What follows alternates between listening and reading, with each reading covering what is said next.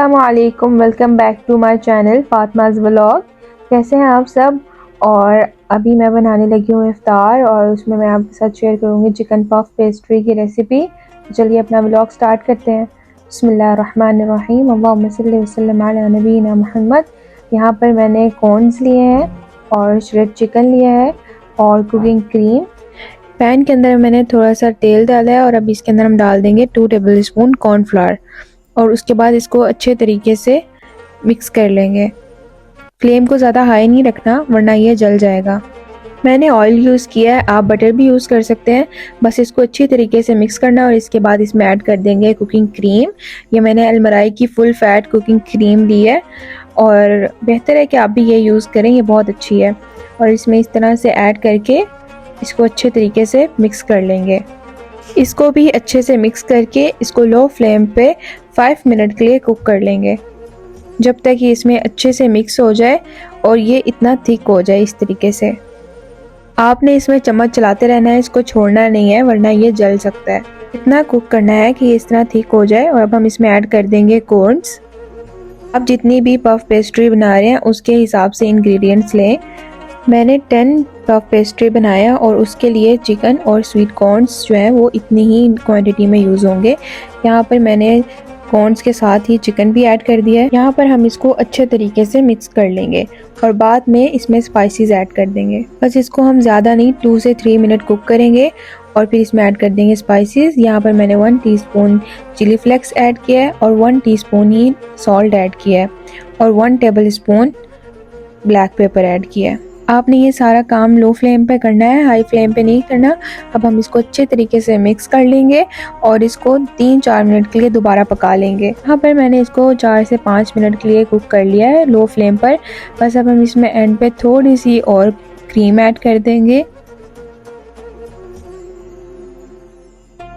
यहाँ पर इसमें मैंने थोड़ी सी चिली फ्लेक्स और ऐड की है और बस अब हम इसको 1 से 2 मिनट के लिए और पकाएंगे और फिर ये तैयार हो जाएगी। यहाँ पर हम इसको लो फ्लेम पे इतना पकाएंगे कि इसकी क्रीम जो बिल्कुल ड्राई हो जाए, इस तरह से सारी अच्छे तरीके से मिक्स हो जाए। और जब आप पफ पेस्ट्री की स्टफ़ तैयार करें तो वो बिल्कुल दिखने में इस तरह होनी चाहिए, बिल्कुल भी उसमें लिक्विड नहीं होना चाहिए। यहाँ पर ये हमारी स्टफ़ तैयार हो गई और अब हम इसको फ्लेम ऑफ कर देंगे। यहाँ पर अब हम अपनी सारी पफ पेस्ट्री जो है वो तैयार कर लेंगे। मैं आपको भी दिखाती हूँ कि इसको किस तरीके से शेप देनी है। यहाँ पर हमें एक एग चाहिए और हमारी जो पफ पेस्ट्री की शीट्स हैं वो, और साथ में ये जो हमने पफ पेस्ट्री की स्टफ़ तैयार की है। जब लास्ट टाइम ग्रोसरी करने गई थी तो मैं पफ पेस्ट्री शीट्स लेकर आई थी और मैंने इसको फ्रीज़ कर दिया था और अभी इसको बनाने से आधा 1 घंटा पहले मैंने इसको निकाल लिया था। आप भी जब इसको बनाएं, अगर आपने फ्रीज़ किया हुआ है तो आप आधा घंटा या 1 घंटा पहले इसको निकाल दें। अब इस तरह से हम एक शीट लेके जो स्टफ़ हमने रेडी किया वो इसके अंदर रख देंगे और बस आपने थोड़ी सी स्टफ़ लेनी है क्योंकि हमने इसको अच्छे तरीके से बंद भी करना है और फिर ये जब बेक होगी तो उसके बाद फिर ये खुल जाएगी सारी, अगर हम इसको अच्छे तरीके से साइड से इसके कॉर्नर्स बंद नहीं करेंगे तो।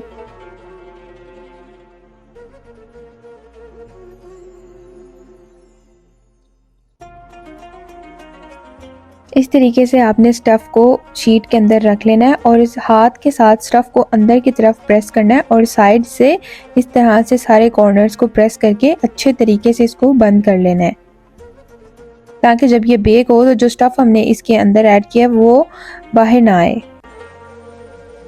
बिल्कुल इस तरह से आपने अच्छे तरीके से अपने फिंगर्स के साथ इसको प्रेस करके अच्छे तरीके से बंद कर लेना है। और मैंने यहाँ पर एक फ़ोक लिया है और फ़ोक की मदद से मैं इसको अब डिज़ाइन दे दूँगी। इस तरह से ये खूबसूरत भी लगेगी और अच्छे तरीके से बंद भी हो जाएगी।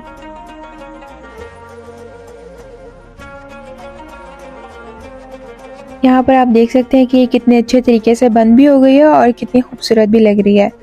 बिल्कुल इसी तरह से आपने भी सारी पफ पेस्ट्री तैयार कर लेनी है और अब हम भी यहाँ पर सारी पफ पेस्ट्री तैयार कर लेंगे और फिर इसको बेक करेंगे।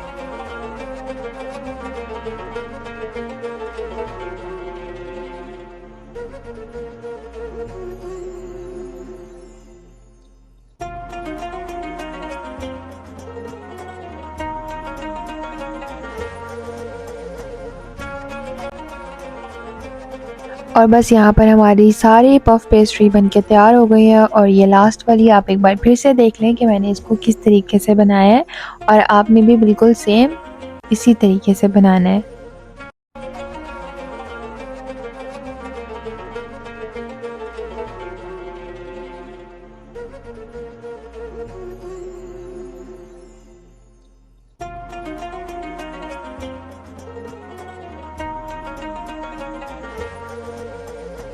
अल्हम्दुलिल्लाह यहाँ पर हमारी सारी पफ पेस्ट्री जो है वो बन के तैयार हो गई है। बस अब हम इसको बेक करेंगे।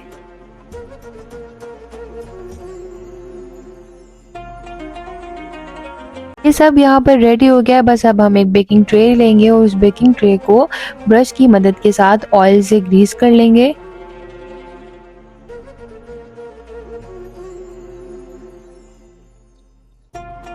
यहाँ पर जो एग हमने लिया था उसको अच्छे तरीके से मिक्स कर लेंगे। और इसके साथ जो है वो मैंने तिल लिए थे, सफ़ेद तिल जो होते हैं, और साथ में थोड़ी सी कलौंजी ली थी। अब हमने जितनी भी पफ पेस्ट्री तैयार की है उस सब को हम बेकिंग ट्रे में रख देंगे।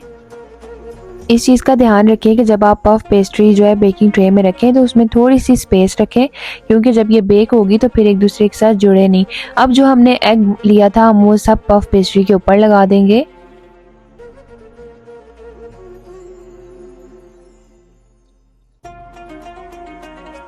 और अब यहाँ पर जो तिल और कलौंजी मैंने ली थी वो सब हम इसके ऊपर लगा देंगे।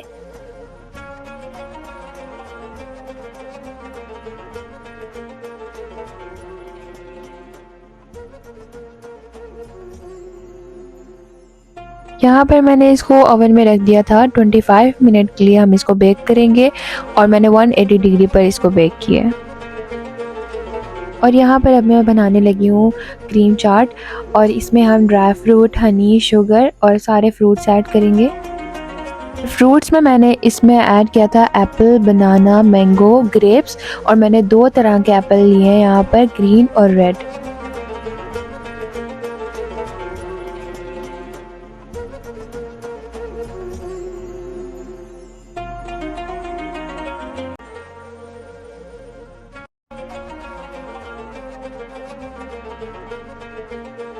यहाँ पर ऑलमोस्ट जो है वो मेरी फ्रूट चाट कट हो गई है। बस अब हम इसमें मैंगो ऐड कर लेंगे, और अल्हम्दुलिल्लाह यहाँ पर ये रेडी हो गई है। बस अब हम इसका क्रीम का मिक्सचर तैयार कर लेंगे।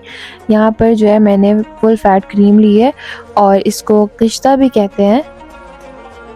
यहाँ पर मैंने एक बाउल में क्रीम ऐड की है और 3 टेबलस्पून शुगर ऐड करूँगी, क्योंकि मेरी जो चाट मैंने बनाई है उसकी क्वांटिटी ज़्यादा है तो इसलिए मैंने शुगर ज़्यादा ऐड की है। 1 टेबलस्पून मैंने इसमें black pepper, 1 tablespoon chaat masala add किया, और एंड में थोड़ी सी लबन ऐड की है।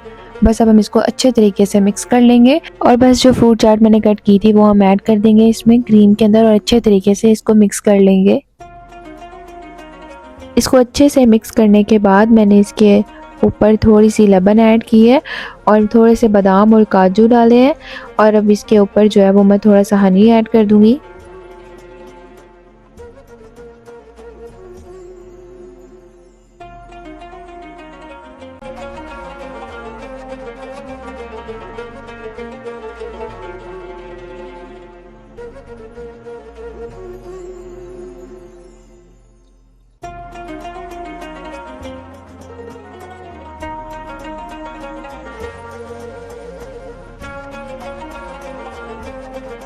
यहाँ पर अल्हम्दुलिल्लाह हमारी जो क्रीम चाट है वो कंप्लीट तैयार हो गई है, और आप भी ज़रूर इसे ट्राई करिएगा बिल्कुल सेम इसी रेसिपी के साथ।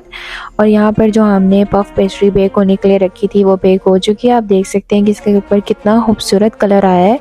बस अब मैं इसको जो है वो बेकिंग ट्रे से निकाल लूँगी। बस अल्हम्दुलिल्लाह यहाँ पर ये भी रेडी हो गया था, और अब हमने अपना इफ्तार टेबल भी सेट कर लिया है, क्योंकि अज़ान होने में बस कुछ ही वक्त बाकी था।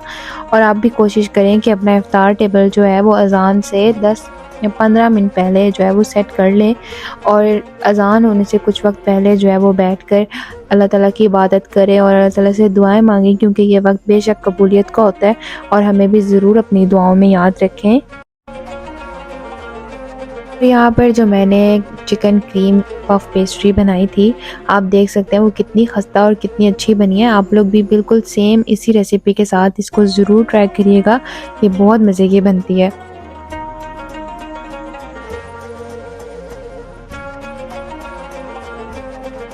तो ये व्लॉग जो है वो कल का है, यानी थर्ड रोज़ा जिस दिन था।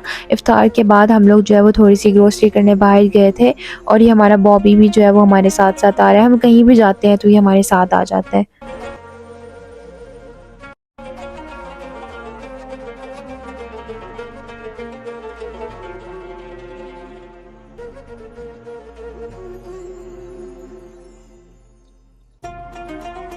अभी यहाँ पर जो है वो हम लोग एक मॉल में आए थे। यहाँ पे हमें थोड़ी सी ग्रोसरी करनी थी और मेरी सिस्टर को जो है वो मोबाइल लेना था एक, तो बस अभी हम लोग वही देख रहे थे। और बस यहाँ पर हम लोग जो है वो अपनी कुछ ग्रोसरी वगैरह कर रहे थे, हमें कुछ फ्रूट्स वगैरह लेने थे, और अल्हम्दुलिल्लाह यहाँ पे हमारी ग्रोसरी भी डन हो गई है। अभी मैं आप लोगों के साथ घर जाकर शेयर करती हूँ। यहाँ पर जो है हम घर आ गए थे। बस मेरा भाई जो है वो मोबाइल की अनबॉक्सिंग कर रहा था और बहुत एक्साइटेड हो रहा था। और यहाँ पर जो मैंने ग्रोसरी किया उसमें मैंने राइस लिए हैं, और साथ में कॉर्नफ्लेक्स मेरा भाई शौक से खाता है सहरी में, और साथ में विमटो, ये भी हम इफ्तारी में इसका जूस बनाते हैं, और नगेट्स, साथ में ये केक रस लिए हैं, और ये कुछ एग्स लिए हैं, और साथ में ये कंटेनर लिए हैं क्योंकि ये रमज़ान में बहुत ज़्यादा काम आते हैं। कोई भी जो हम चीज़ बनाते हैं वो एक्स्ट्रा जो बच जाती है फ्रिज में रखने के लिए आसानी हो जाती है। और ये मैंने जौ का दलिया लिया था, इंशाल्लाह इसकी भी मैं रेसिपी आपके साथ शेयर करूँगी।